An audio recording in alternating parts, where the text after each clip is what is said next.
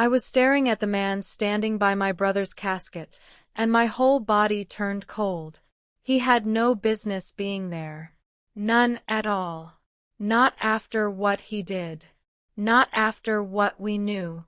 And yet, there he stood, smiling. He placed a single white rose on Matthew's coffin. Then he turned to the family, our family, and said with a smooth, practiced voice, "He was the brother I never had. I'll miss him forever." My fingers dug into my dress. My heart thundered like it wanted to burst out of my chest. Because that man was the reason my brother was dead. Nobody else knew. Not yet. But I did. And I couldn't scream. I couldn't cry. I couldn't say a word. Why? Because of the terrible promise I made to Matthew just days before he died. A promise that I would never speak about the truth, not even if it destroyed me inside. I felt something burning in my throat as I stared at the liar standing by the coffin, pretending he cared. The whole room was quiet, grieving. Soft church music played in the background. And then he did it. He leaned close and whispered something into Matthew's coffin that made me nearly collapse. What he said, "I'll tell you, but first you need to know who I am and how all this pain began. My name is Margaret Lane. I'm 83 years old, blonde as ever, though now my hair is mostly silver, and I live alone in a quiet neighborhood just outside Boise, Idaho. I used to be a Sunday school teacher and a school librarian before I retired 20 years ago. I have arthritis in my left hip, a collection of hummingbird figurines, and I drink peppermint tea every night before bed. I don't go out much anymore, not since the stroke 3 winters ago. But the truth is, it's not just my body that got quiet. It's my heart, my memories, my voice. Because once you make a promise to someone you love, especially someone who dies too soon, you carry it like a cross. And I carried that cross for over 40 years. When I was younger, everything in our home revolved around my younger brother, Matthew. He was the golden child. Bright blue eyes, sandy blonde hair, and a smile that could talk its way out of any trouble. I was 5 years older, quieter, bookish, and always second place. But I didn't mind. Because I loved him. Truly. Fiercely. Growing up in rural Montana back in the 1950s, life wasn't easy. We lived on a farm and worked from sunup to sundown. Our father, a World War II veteran, was strict and cold. Our mother tried to make up for it, but you could see the sadness in her eyes, like she was always bracing for something. Matthew was the joy in our home. He'd dance with Mama in the kitchen. He'd sneak cookies into my books when I was studying. He was the glue. Until the glue cracked. When Matthew turned 16, he started spending a lot of time with the boy next door. His name was Travis. He was charming, with dark hair and a crooked grin. Everyone in town liked him, even the sheriff. But I didn't trust him. Maybe it was the way he smiled too wide, or how he always had a secret, but something about him felt off. One night, I heard Matthew sneaking out. It was past midnight. Mama was asleep. Daddy was snoring like thunder. I crept to the window and watched from the curtains. Matthew was meeting Travis behind the barn. They spoke in whispers. I couldn't hear them, but I saw the way Travis grabbed my brother's shoulder, tight, almost angry. The next day, Matthew had a bruise on his jaw. When I asked, he said he fell off his bike. But he didn't ride his bike that week. Over the next few months, things got worse. Matthew started skipping school. He'd disappear for hours. He came home smelling like smoke and motor oil. Daddy started hitting him more often. I begged him to stop seeing Travis, but he just said, "You don't understand, Maggie. I owe him." Owe him what? I never got the answer. Only more silence. More bruises. One night, I found Matthew crying in the barn. He looked broken, like someone who'd lost a war. He grabbed my hands and said, "Promise me something, Margaret. If anything happens to me, you won't tell anyone. Not about Travis. Not about the money. Not about the truck." I didn't know what to say, but he begged me. Begged. So I promised. And 3 days later, Matthew was dead. They said it was an accident, that his truck swerved off the old bridge near Miller Creek. But I knew better. The brakes had been tampered with. The tires slashed just enough to leak air slowly. He never stood a chance. The sheriff closed the case in under a week. No foul play. Just a teenage boy driving too fast. I wanted to scream. I wanted to burn it all down. But I couldn't, because I made a promise, and because Travis showed up with tears in his eyes and flowers in his hand, acting like the world had ended. He even gave a eulogy at the funeral. A eulogy. And when it was all over and people were filing out of the church, that's when he walked up to the coffin, bent down, and whispered, "I told you I always win, Maddie." My legs gave out. The pew creaked as I collapsed onto it. I covered my mouth with both hands. Nobody noticed. They were too busy crying. But in that moment I knew. I had been silent too long, and it was killing me from the inside. As I sat there frozen in that church pew, I realized something else, something that chilled me more than his whisper. Travis was looking at me. Right at me. And he was smiling, like he knew I'd heard every word, like he was daring me to speak. And then he winked. That wink. That's when I knew. This wasn't over. Not by a long shot. I didn't sleep that night. Travis's words kept replaying in my mind. "I told you I always win, Maddie." And that wink, like a slap across my soul. He knew I heard him. He wanted me to. For over 40 years, I had kept my promise. I buried the truth deep in my bones.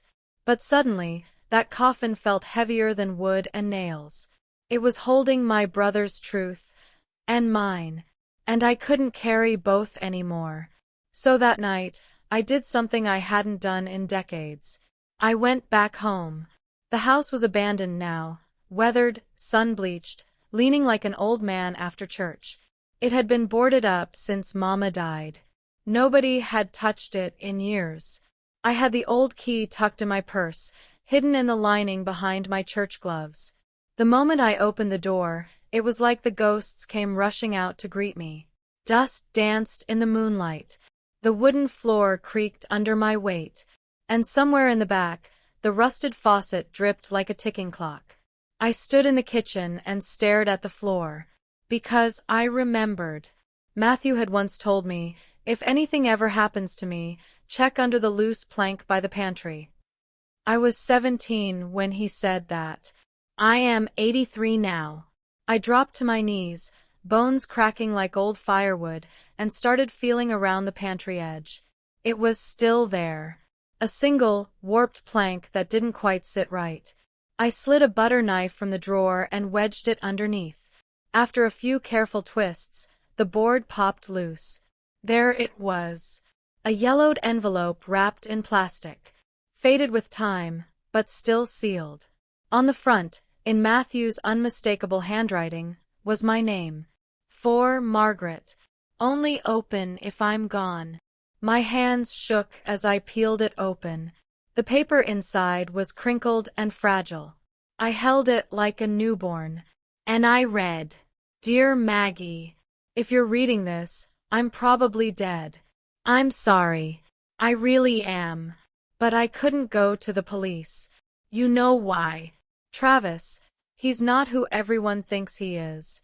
He's dangerous, Maggie. He made me do things. I didn't know how deep it went until it was too late. I thought I could handle it. But I can't. I'm scared all the time. Scared of him.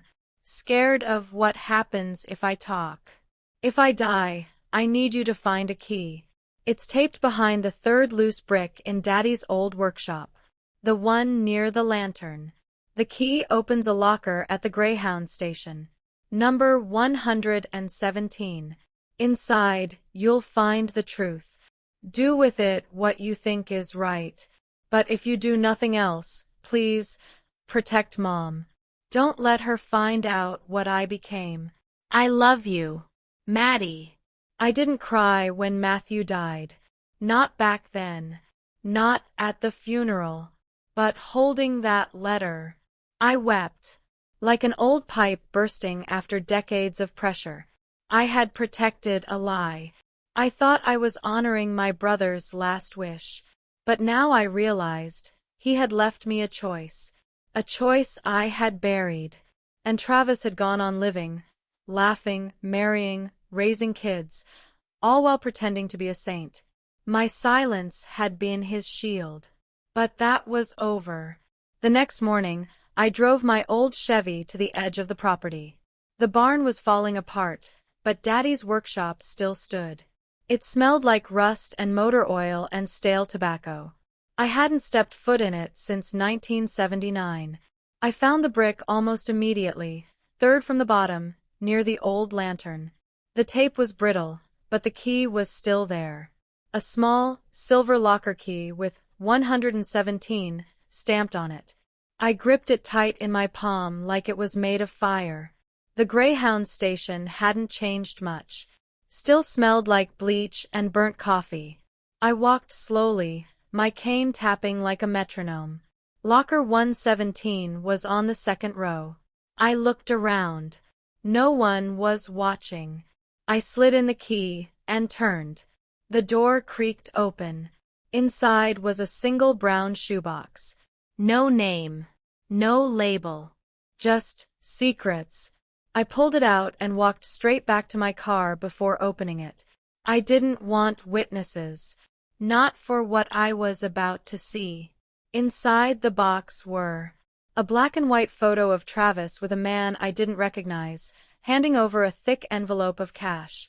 A ledger, Matthew's handwriting, full of dates, dollar amounts, and initials. And finally, a cassette tape. I stared at it. Old. Worn. Labeled in Matthew's shaky script. Insurance, play only if I'm gone. My heart thundered. I hadn't owned a cassette player in years. But I knew where I could find one. Back home, I dug through the attic and found my late husband's old radio player.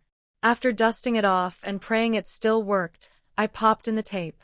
The voice that came through cracked my soul. It's me, Maddie. If you're hearing this, it means I didn't make it. He sounded scared, tired, but determined.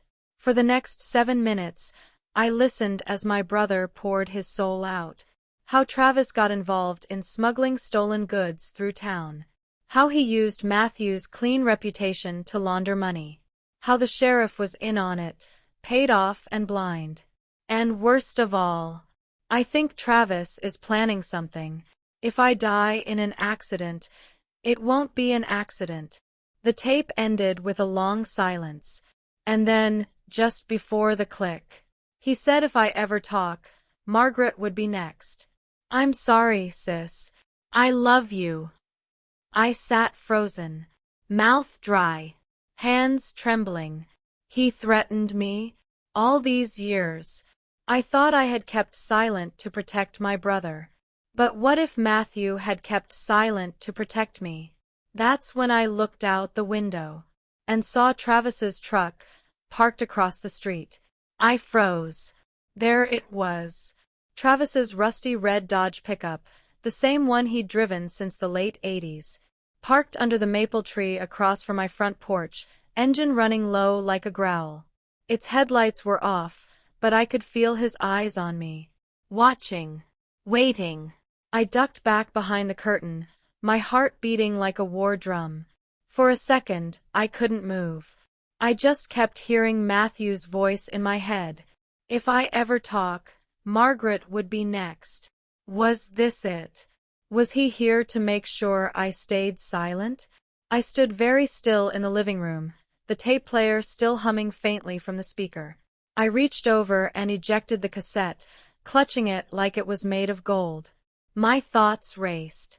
What was I supposed to do now? After a moment of panic, I shuffled quickly to the kitchen and picked up my landline.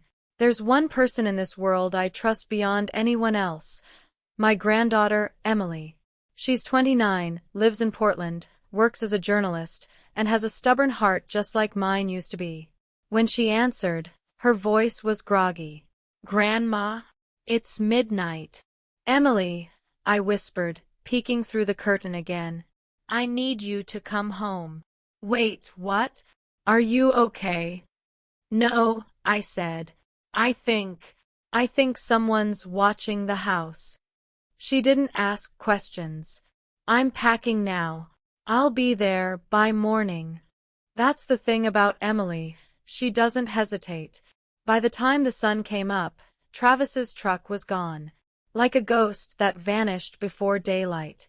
But I knew what I saw. I knew what it meant. I wasn't imagining things. He knew I had the truth, and he was letting me know without a word that he still held power. But that morning, I wasn't scared. Not anymore. Because I'd already decided, the silence ends with me. Emily showed up just before 10 a.m., still in her hoodie and jeans, carrying a travel mug and an old backpack full of notebooks and a camera. She hugged me tighter than usual. "Tell me everything," she said. So I did.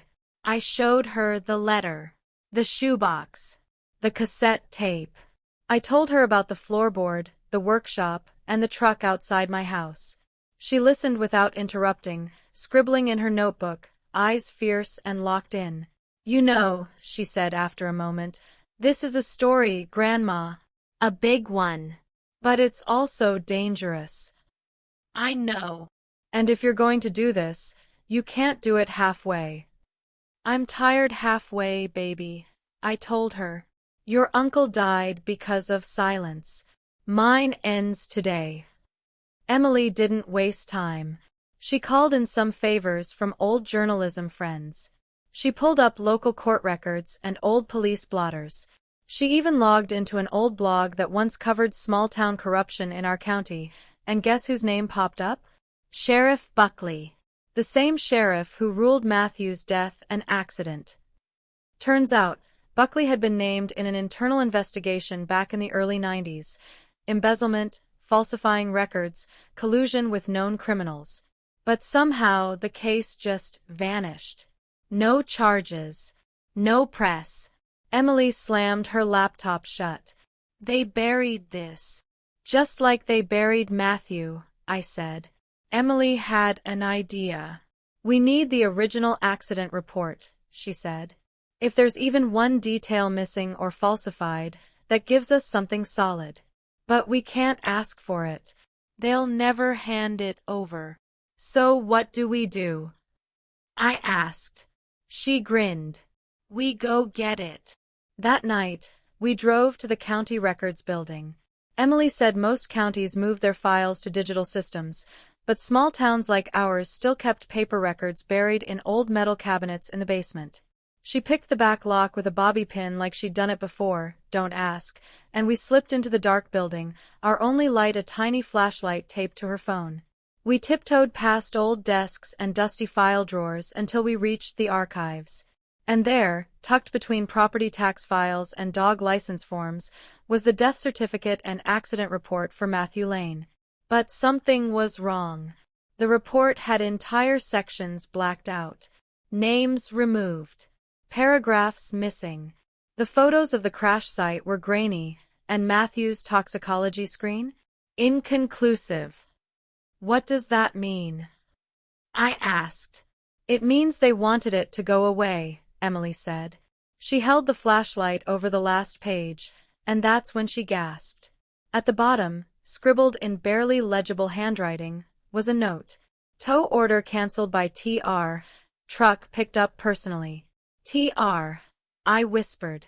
"Travis Reynolds." He picked up the truck himself? Why, what was he trying to hide?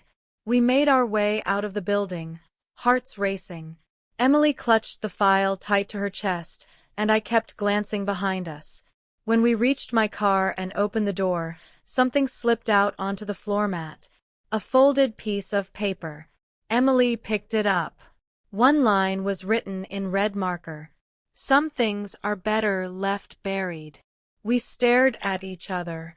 No signature. No explanation. But we both knew. This wasn't a warning.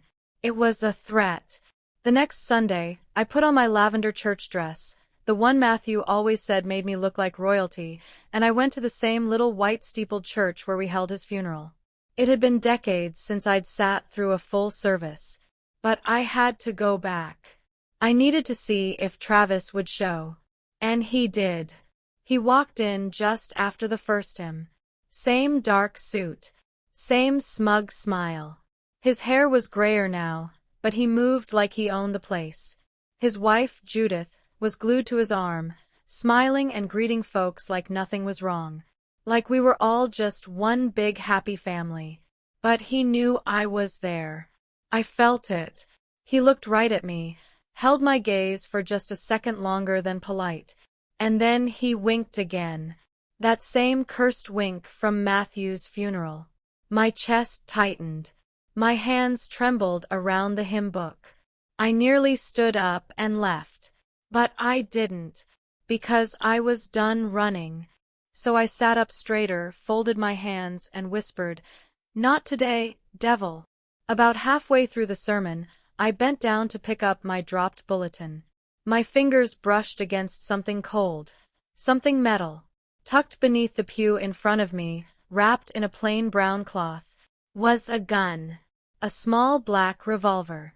I froze. My whole body went cold. I looked around. Nobody else had seen it. Not the preacher, not the choir, not the little kids coloring in their church books. Just me. I could leave it there. Pretend I never saw it. But what if it was meant for someone? What if it was meant for me? I carefully slid the cloth back over it and slipped it into my oversized purse. My fingers trembled. My mouth went dry. When church ended, I waited until everyone left. Travis lingered by the exit, chatting with the deacon. He saw me. And he smirked. Emily nearly fainted when I placed the gun on the kitchen table. "What the—" "Grandma, where did you get this?" "Under the pew. Church pew." "Someone left a gun under your seat?" "Or placed it," I said. We both knew what that meant. This wasn't just a threat anymore. Someone was trying to scare me into silence. Or worse, set me up. Emily took pictures from every angle, careful not to smudge prints. Then she grabbed gloves, dropped the gun into a sealed bag, and said, "We're going to find out who handled this. I've got a buddy in forensics. Ex-FBI. If there's a print, he'll find it." That night, while Emily was upstairs researching, I sat by my fireplace and stared at the cassette tape again. I hadn't played the whole thing. There was one last part one skipped before. I clicked it back in and pressed play. Matthew's voice came through, softer now, like he was tired. "Maggie, if you're still listening, there's one more thing. I didn't just owe Travis money. I owed him my freedom. I did something dumb, something I never told anyone." He paused. "Remember when I disappeared for 3 days? Right before your graduation? I said I was camping with friends. I lied. I was in jail. Travis bailed me out, said it'd be our little secret.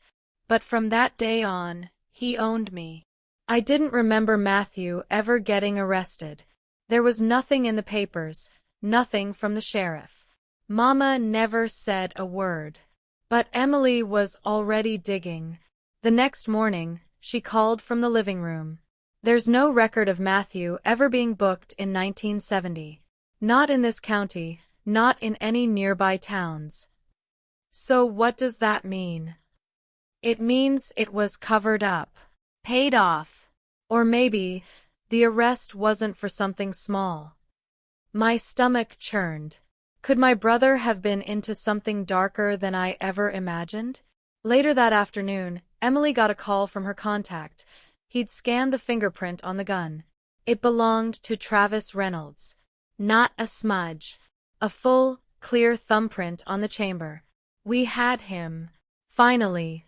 Proof. I laughed. Not because it was funny.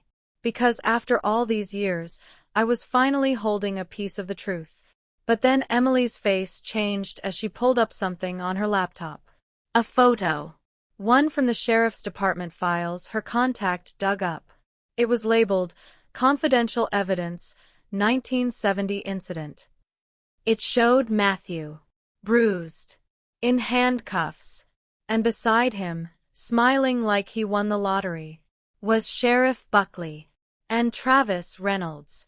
I leaned forward, studying their faces. Young, clean-cut, evil in plain clothes. And then I noticed something in Travis's hand in the photo. A set of keys. Not just any keys. Daddy's workshop keys. The ones we thought had been missing for years. Emily, I whispered, pointing to the picture. He had them. Back then. Which means he could have planted anything. Suddenly, I remembered the envelope under the floorboard. The letter. The tape. The key. Everything I'd just found. What if Travis had placed it there? And I'd walked right into it. 4 days, I couldn't breathe properly. All this time, I thought I was uncovering the truth, digging up my brother's secrets and unmasking the man who destroyed him. But now, a new thought lodged deep in my chest like a splinter. What if Travis wanted me to find it all? The photos. The letter. The tape. What if they weren't just evidence? What if they were bait? Emily stared at the photo again, zooming in on the keys in Travis's hand. This doesn't make sense, she whispered. If he had access to your dad's workshop back then, he could have planted anything there, years ago. And made it look like Matthew left it, I said. The letter. The cassette. The locker. Every breadcrumb I thought Matthew left for me could have been staged. But why? Why would Travis risk exposing himself? And then it hit me. Emily, I said, swallowing hard. What if this isn't about hiding the past anymore? What do you mean? What if it's about ruining me? 2 days later, there was a knock at my door. Sheriff Colton Briggs stood on my porch, a younger man in his 40s, polite, with dark eyes that never smiled. I recognized him from the town fair, but we'd never spoken formally. "Ma'am," he said, tipping his hat. "Mind if I come in?" Emily stood beside me. "What's this about, Sheriff?" she asked firmly. "Just need to ask a few questions. About a firearm and a fingerprint match." My stomach turned to ice. Briggs sat on my couch while I poured tea with trembling hands. He asked how I found the gun. I told him the truth, that it was under the church pew, wrapped in cloth, that I picked it up to prevent a child from finding it, that I brought it home. Then came the harder questions. Any idea why Travis Reynolds's fingerprints would be on it? No, I lied. He studied me carefully. "You and Mr. Reynolds have history?" "Only pain," I said. "He was my brother's friend. My brother died young." Briggs jotted something in his little pad. "We got an anonymous tip, ma'am. Said someone saw you place that gun under the pew." "That's a lie," Emily cut in. "My grandma would never do that." "Ma'am," he said slowly, "I have to ask. Do you own a .38 revolver?" I blinked. No, never. But the question told me everything I needed to know. Travis wasn't just covering his tracks anymore. He was flipping the script, making me the villain. Within days, the rumors spread. Maggie Lane's losing her mind. She's bringing up old drama just to stir trouble. Why would a sweet old grandma have a gun at church? I heard it in the grocery line, at the pharmacy. Even the mailman paused longer than usual when dropping letters. And then came the worst blow. The church deacon called. "Margaret," he said gently, "I think it's best if you take some time away from Sunday service. Just until things cool off." I hung up before he finished. Travis hadn't just planted the gun. He planted doubt. But my granddaughter? She doubled down. She contacted a retired FBI profiler from Portland, someone she'd met during an internship. She shared everything. The timeline, the gun, the photo, the threats. He called back 3 days later. "Your grandma's not paranoid," he said. "This has all the signs of long-term psychological coercion." "Explain," Emily asked. "When someone commits a crime and can't erase the evidence, they erase the witness. Not by violence, but by discrediting them, gaslighting, isolation, making them look untrustworthy. It's cleaner than murder." "He's destroying her reputation," Emily said, stunned. "Exactly. But why wait 40 years?" she asked.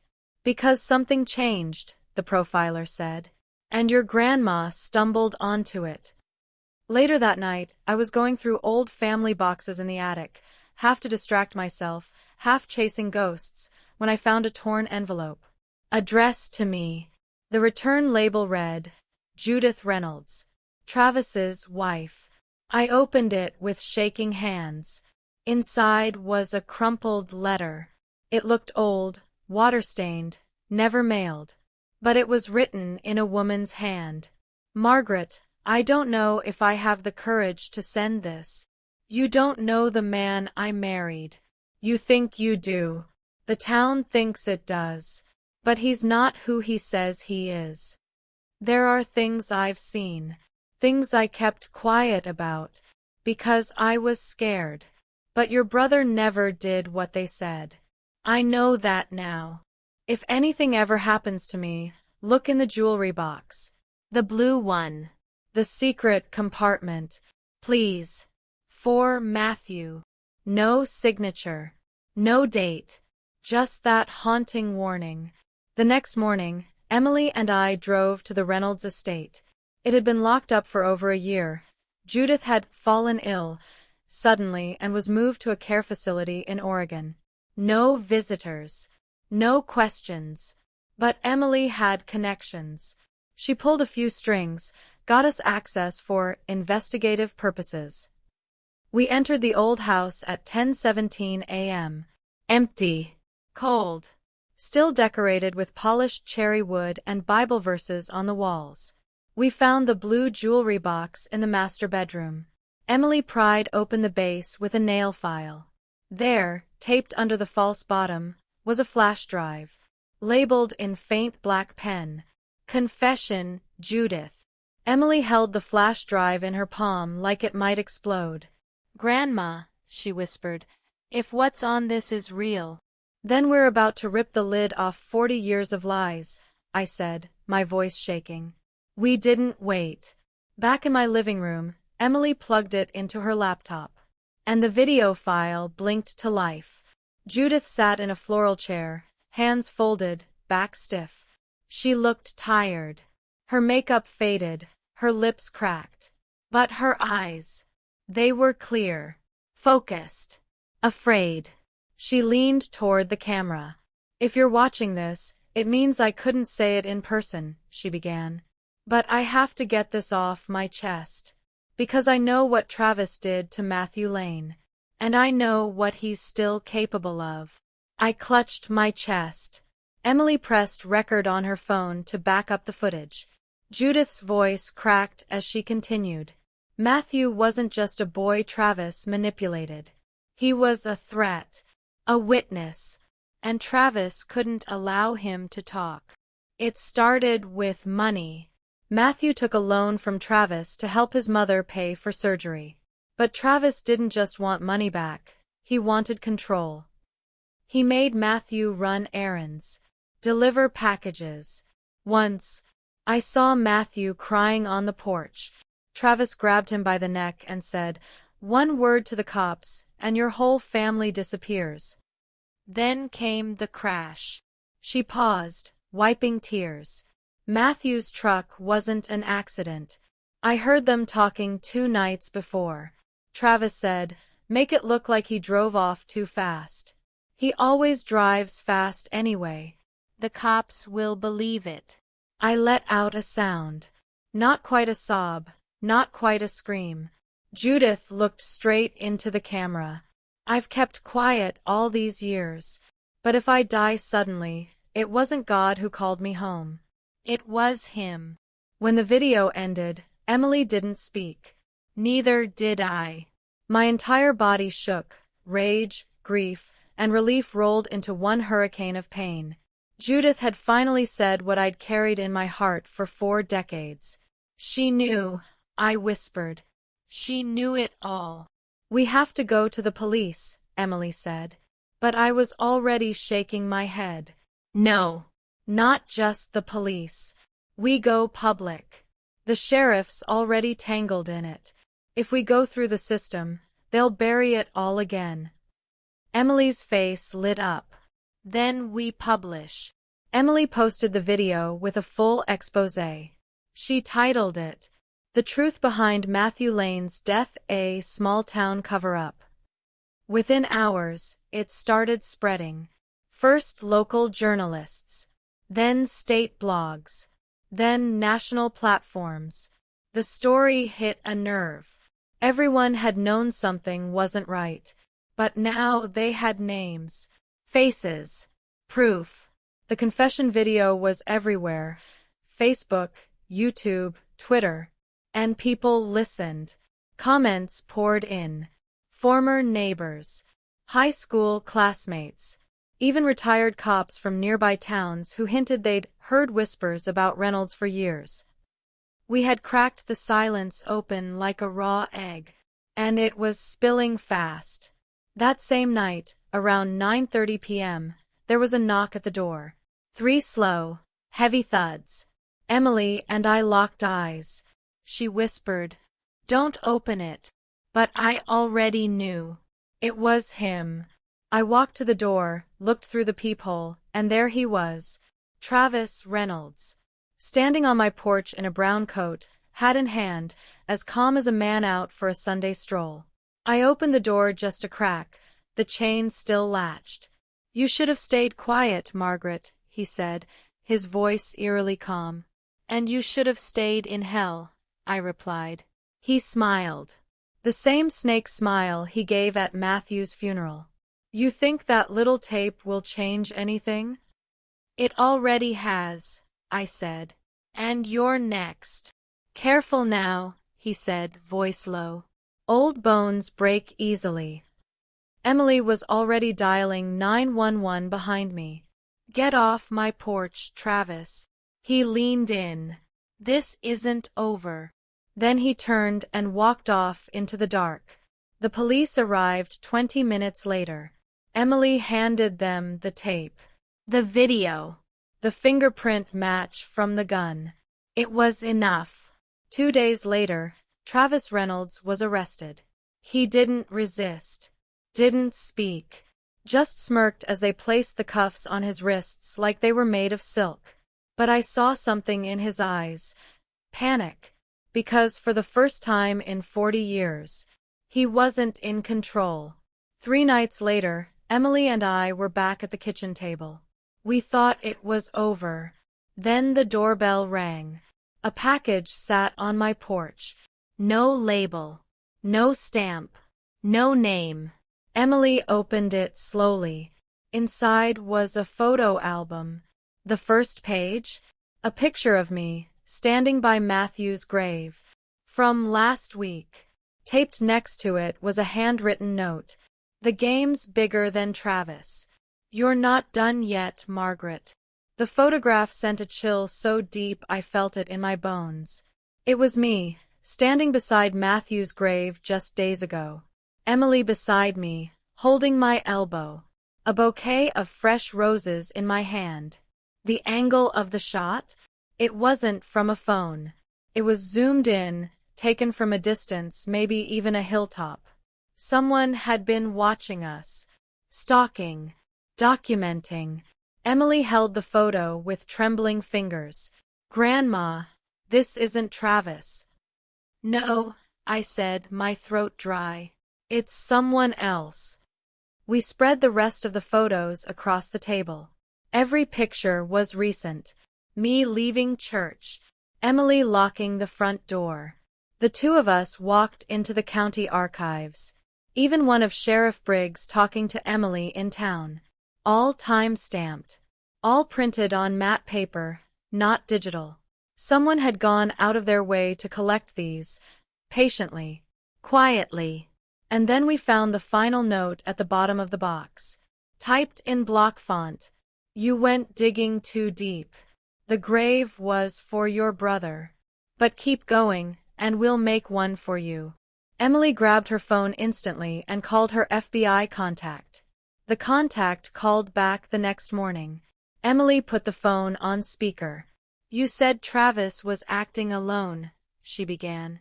"He wasn't," the agent said flatly. "I did some digging.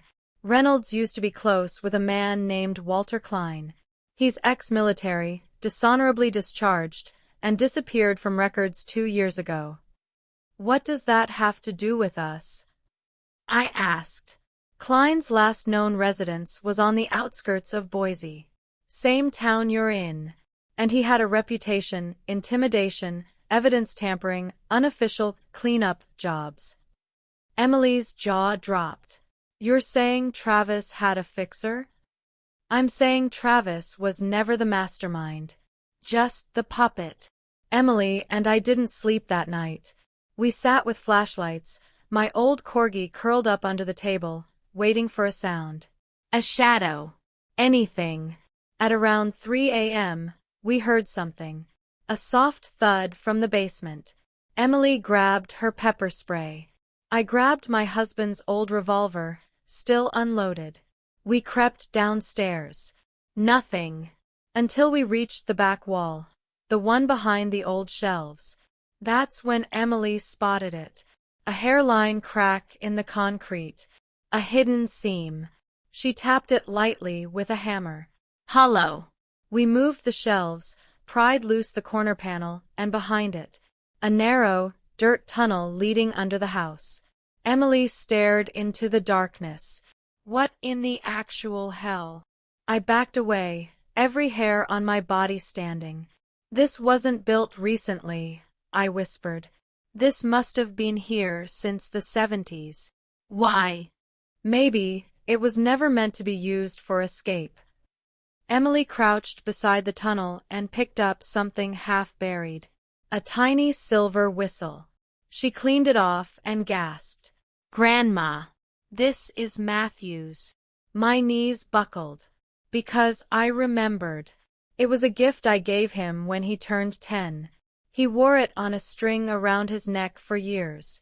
"You think he was down there?" Emily asked, horrified.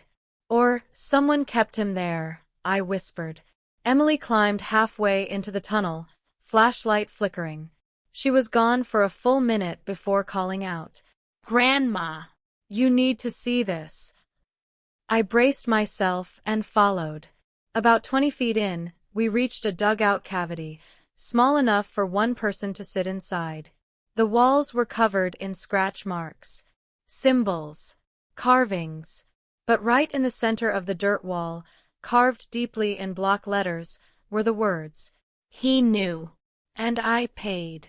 Underneath it, faint but visible, was Matthew's name. Back upstairs, shaken and dirty, Emily got another call. This time, from someone unexpected. "Sheriff Briggs. Mississippi Lane," he said. "I think we need to talk. I have something you'll want to see." We met him the next morning at the station. He led us into his office, locked the door, and shut the blinds. Then he pulled out a thick envelope and dropped it on the desk. Inside, bank records, phone call transcripts, a copy of a check for $25,000 made out to Walter Klein, and finally, a signed statement from Sheriff Buckley, the man who covered up Matthew's death. "Where did you get this?" Emily whispered. "From an old deputy who left town in '92, Briggs said. "He never believed Matthew's death was clean. This was in a safe deposit box. He mailed it to me anonymously 2 days ago." Buckley's statement was simple. "I was paid to cover up a death. Travis Reynolds wasn't working alone. He was following orders from a group. I regret what I did. The boy didn't deserve it." We had enough now. We had motive, history, proof, and names. But as we stepped out of the sheriff's office, ready to take it all to court, Emily's phone buzzed with a new message. A photo. No words. Just a picture of me, lying asleep in my chair. Taken that morning. From inside the house. Emily's hand trembled as she held up her phone. I leaned in slowly, eyes blurring with disbelief. It was a picture of me, sound asleep in my armchair. My pink knitted shawl draped over my shoulders. My teacup resting beside me. Taken from inside the room. From just a few feet away. There was no timestamp. No watermark. Just the quiet, unspoken threat screaming through that photo. He had been inside our home. While we slept. While we rested. Watching. We didn't waste a second. Emily pulled the emergency flashlight. I grabbed the fireplace poker. We moved room to room. Closet to closet. Nothing was broken. Nothing was stolen. Just disturbed. One of the window locks in the laundry room was twisted, bent, like someone had forced it open and gently replaced it. He had come and gone without leaving a single fingerprint. Whoever it was, Walter Klein, or someone working with him, was trained, controlled, and terrifying. "We can't stay here anymore," Emily said, voice flat. "It's not safe." She was right. But I wasn't leaving. Not until I finished what I started. We packed our things and moved into a hotel near Emily's friend's law office. It wasn't fancy, but it had good locks, security cameras, and neighbors who kept to themselves. Emily stopped posting updates online. She turned her phone to airplane mode when not in use. We disconnected the landline and used burner phones for communication. We went dark, because now we knew. This wasn't just about Travis. This was organized. This was deep. Emily's FBI contact reached back out with new information. Walter Klein worked in private security, he said. Off-the-books projects. When he got kicked out of the army, he fell into the underworld, doing cleanup work for politicians, businessmen, and law enforcement. Was he hired to protect Travis? Emily asked. Possibly. But more likely, he was part of a larger system. What you exposed with Travis may have just been the surface. How far does it go? I asked. He hesitated. There have been 4 other deaths over the last 30 years. All ruled accidental. All young men. All with ties to Travis or Sheriff Buckley. Emily covered her mouth. I gripped the chair tighter.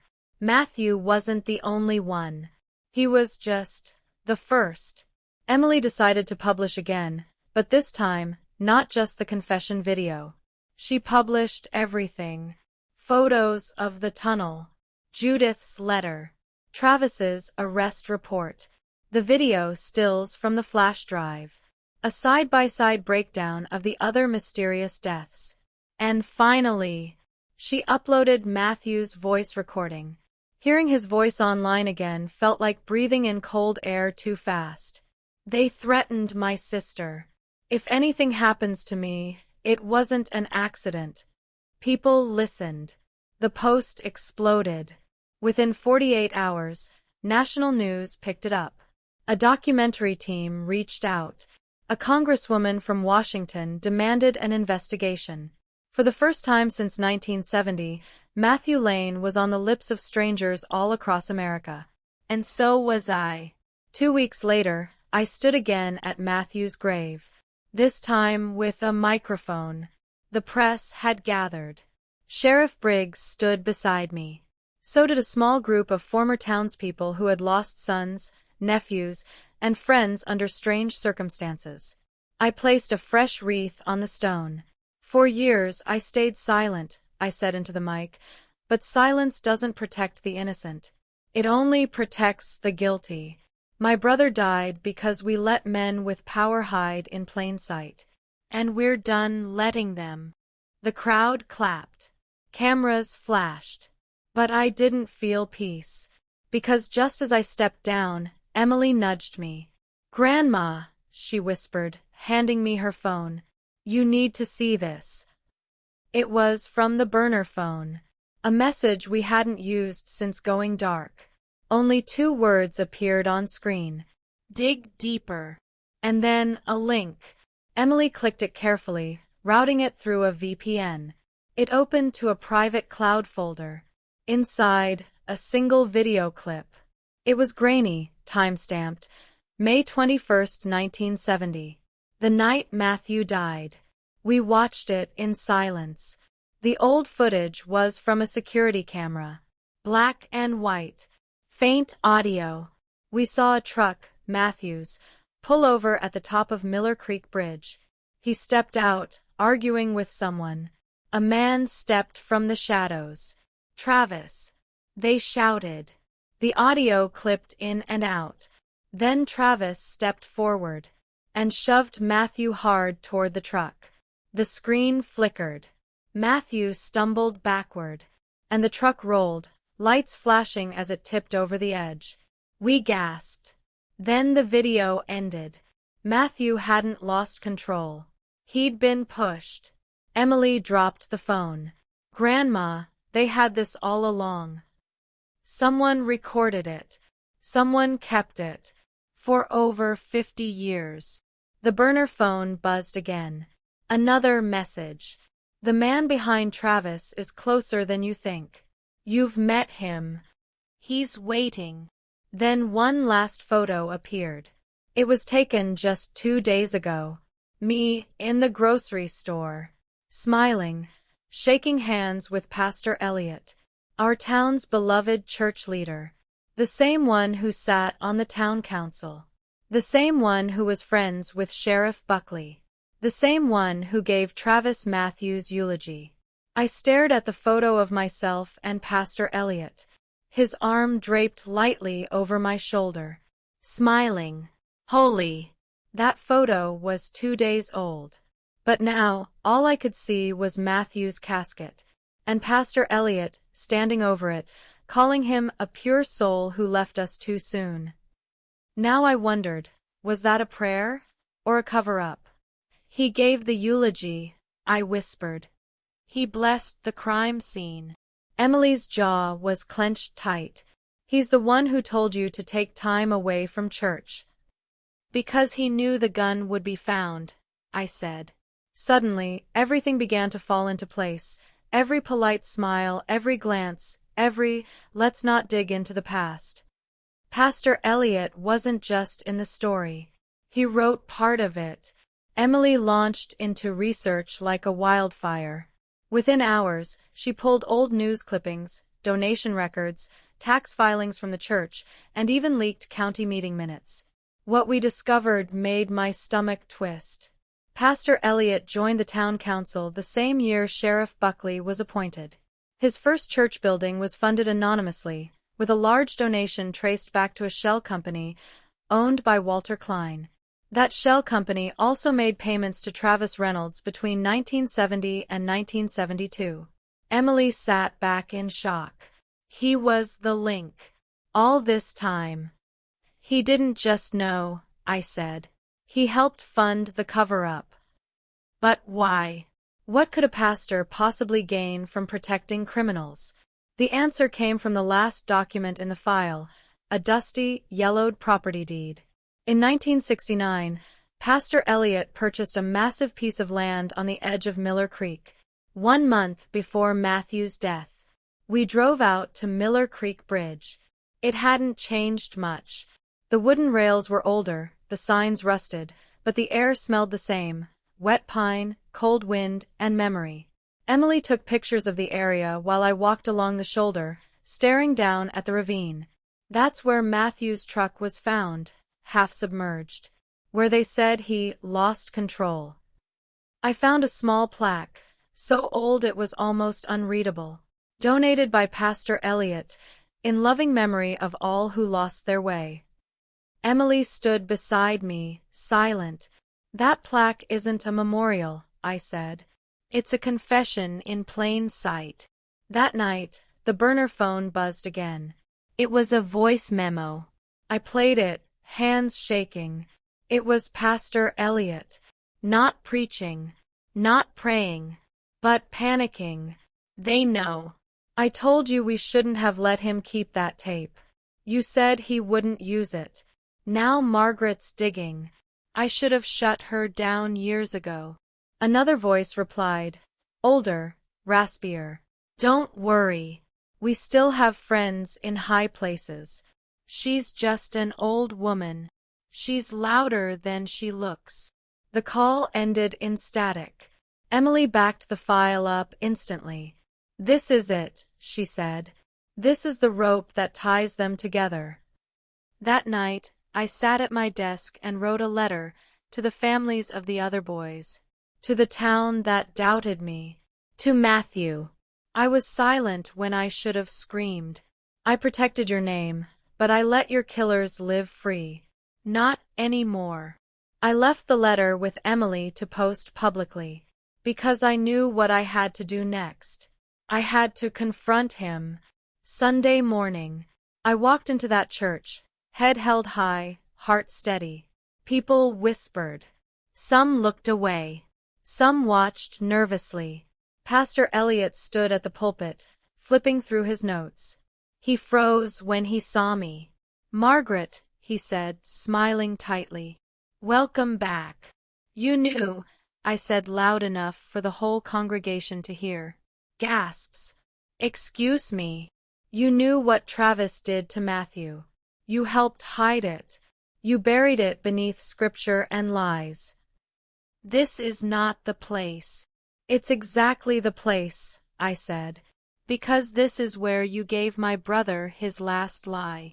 Emily stepped in, holding up her phone, live streaming everything. We have your voice, Elliot. On tape. Admitting it. The police were already outside. Sheriff Briggs walked in and calmly placed handcuffs on Pastor Elliot's trembling wrists. The church was dead silent. Elliot didn't fight, didn't speak, just looked at me, red-faced, as they led him away. I stared him in the eyes and said, Matthew sends his regards. Back home that evening, Emily and I sat with hot cocoa and the last pieces of old evidence. We thought it was over, until another email came in. Subject line, you missed one. No body text. Just an attachment, a scanned page from a courtroom transcript. The voice testifying, Travis Reynolds. And in his statement, he named one last person involved in the 1970 cover-up. Someone we hadn't even considered. The name circled in red. Marjorie Lane. My mother. I hadn't spoken my mother's name aloud in years. Marjorie Lane. Elegant. Soft-spoken. A woman who hummed lullabies while boiling potatoes and crossed herself when she heard bad news on the radio. She was the gentlest soul I'd ever known, or so I believed. Now, staring at the court document with her name circled in red, my heart split open. Why would Mom be on this list? I whispered. Emily didn't answer right away. She was already scanning through the next page of the transcript. Grandma. I think you should sit down. I did. What she read next shattered everything I thought I knew. The testimony was taken in private, during Travis Reynolds' plea negotiation.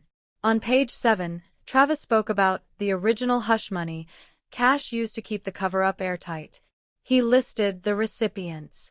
And one of them was our mother. $5,000 to Marjorie Lane, Travis said, according to the transcript. She agreed to remain quiet. She was told it would protect her son's memory. She never wanted a scandal. Just peace. My lungs refused to fill. That's not possible, I muttered. Maybe she was lied to, Emily said gently. Maybe she thought it was to keep you safe. Or maybe, I said slowly, she knew exactly what she was doing. Mama died peacefully in her sleep at 81. I never questioned it. She always kept her grief private, lighting candles for Matthew every week, pressing her rosary to her chest when she thought no one was watching. But now I wonder, what did she know? What did she hide? And why didn't she ever tell me? Emily and I went back through her journals, the ones I'd locked in a trunk for decades. Dusty, yellowed, and full of Bible verses. But halfway through one of them, tucked between 2 pages of Psalm 23, we found a folded note. The sins of the father aren't always his alone. I told myself it was mercy. I told myself it would spare you. But silence is a sin, too. If you ever uncover it, forgive me. I thought I was doing the right thing. No signature. Just a small pressed flower at the corner. Her favorite. Bluebells. That night, I sat in the same chair where she used to rock me as a baby. I wrapped her old shawl around my shoulders and cried harder than I had in years.